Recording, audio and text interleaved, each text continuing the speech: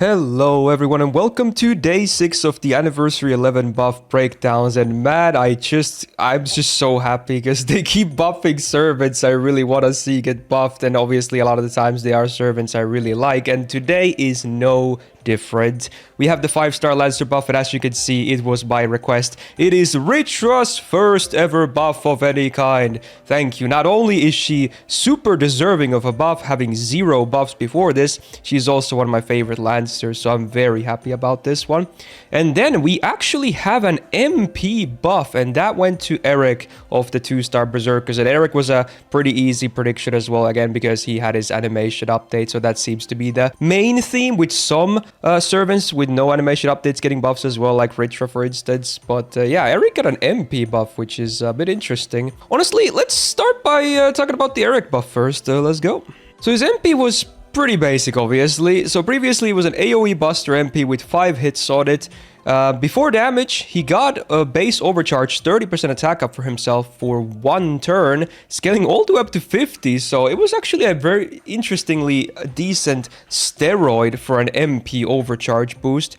And then it did damage AoE and also drained 1000 HP from himself as a demerit. So honestly, despite being like the most basic MP ever, because the overcharge being kinda big, it was not terrible. But obviously because of his other stuff, he's not very good either. So let's see what they changed with the MP.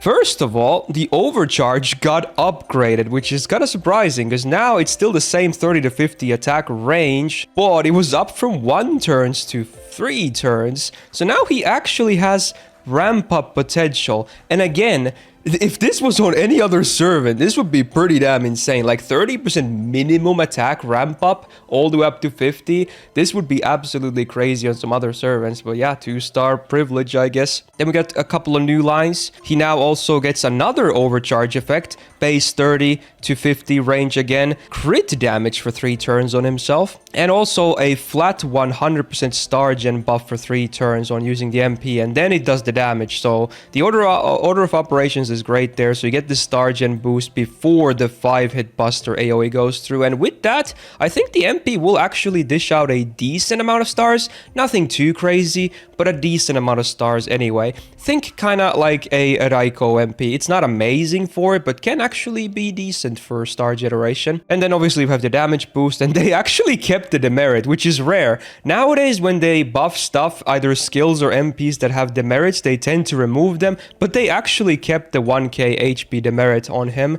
I guess it doesn't really matter all that much. Like 1k HP on a 2-star Berserker is not really make or break. He's still gonna die to 1 massive crit anyway. But yeah, I mean, by itself, I want to say this MP is really solid. It's actually just like straight up better than Raiko's, for instance, which is really funny for, you know, a 2-star Berserker mogging a limited 5-star.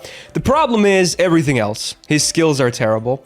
His first skill is the only other buff he's gotten. It's really bad. Just attack and defense down for 1 enemy. Keep in mind he's AoE. And then the other 2 are even worse. He gets like a 1-time guts for 4 turns. And that's it. Just the base battle continuation. I was expecting this to be buffed, to be honest.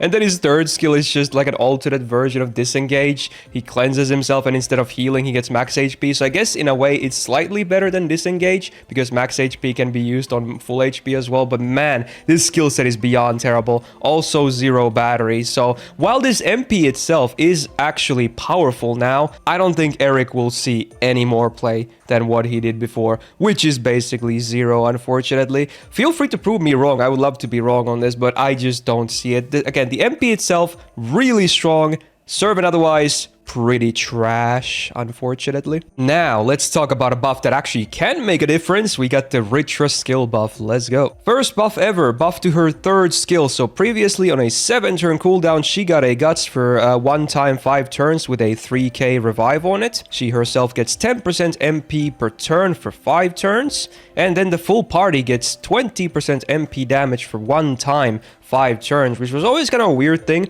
I like that it's party based, so you know there's a bit of multi-core potential there, but it only being a one-time thing, kind of like, you know, Space Stars thing, was so weird to me. Like, you're just gonna use it on the first wave, and then, you know, chances are waves 2 and 3 will probably have higher HP, usually at least, so you would like more MP damage then. But yeah, oh well, it was okay, I guess. Let's see what they did. So now on the same 7-turn cooldown, the guts remains the same, the MP per turn remains the same, but then we have the first change. The MP damage I just talked about was changed from 1 time 5 turns to 3 times 5 turns. It is still the same 20%, but now again much nicer, because now you can utilize it for 3 whole waves, including for herself or any allies. So you're not really gonna run out of MP damage for a farm run with this, which is great. And then a couple of new lines. The full party as well gets now 30% anti-sky attribute power mod. Not the most common attribute by any means, but still cool to have some kind of different stuff, you know, give servants more application, because a lot of servants tend to share similar power mods and whatnot. And then, this is a big one, the full party, including herself, gets 20% battery on use. So this is awesome, because now she herself, because she already had a 30% battery on skill 2, and also keep in mind, this was another party buff, this was 30% anti-divine for 3 turns. So now she herself has a 50% battery, spread 20, so this is basically like what they call the Taikobo battery situation, and also giving party 2 different power mods and MP damage. I think we might have a new multi-core farmer potential here. Yeah, actually. Now, if Vritra ever gets an MP buff, I think she will be seriously good for farming. I feel like you might still need a fairly invested copy to actually utilize her really well on high-end farming. The good side is that she is permanent, so granted, many people might have some MP levels on her, so that can definitely help out. But yeah, if the MP buff ever happens, and depending on what they do with the effects as well, like for instance, moving this arts res down before damage would be nice, and maybe adding a super effective or something, she could be absolutely borked on some nodes. But this is a great start, and a much, I can't emphasize it, much overdue buff. I cannot believe she went this long without a single buff. They even had a crazy amount of opportunities to buff her. She even had the event with her white costume being added. I was like, surely then, and then some other events she's made cameo stories. Never buffed, but now finally on this anniversary. Thank you, Lazengo. Very good. Now, give her another buff at some point, but this is a great start. So on the Lancer 5-star tier list this year, we had her tied for the lowest rank among the 5 stars at just flat B. I'm obviously B plus should be the minimum, but I'm thinking about A already, and I feel like maybe I can put it on A if there's ever a node that has, you know, both Sky and Divine relevant, which granted is a tough ask, but to be honest, I feel like a lot of Sky attribute enemies also do possess Divinity, because again, Sky is kind of like the attribute possessed by gods and goddesses and whatnot, so usually they would actually possess Divinity as well. So with that in mind, while she won't have like constant use, I think I will actually bump her up a full tier into A. I feel like it's reasonable, maybe even higher depending on how the numbers look like and depending on how much use case there is for this buff. But yeah, having that Taikobo battery situation alone is just a big boost to her performance in a team. I very much enjoy that. Very good buff. And tomorrow we already have the final day, day 7, and we have a 5-star Saber and a 3-star Lancer. Again, I'm pretty sure the 3-star Lancer is an easy prediction. It should be Romulus because he got an animation update, but man, I think it really should be Taiga or Jaguar Warrior, Jaguar Man, whatever you want to say, because Taiga is by far, in my opinion, the worst 3-star Lancer in the game. She is pretty damn terrible. Doesn't even have an MP buff. Now, for the 5-star Saber, there were rumors that today's buff could be Brynhild because she's on rate up, in which case I would have gotten Giga Hopium so that Sigurd gets his final buff.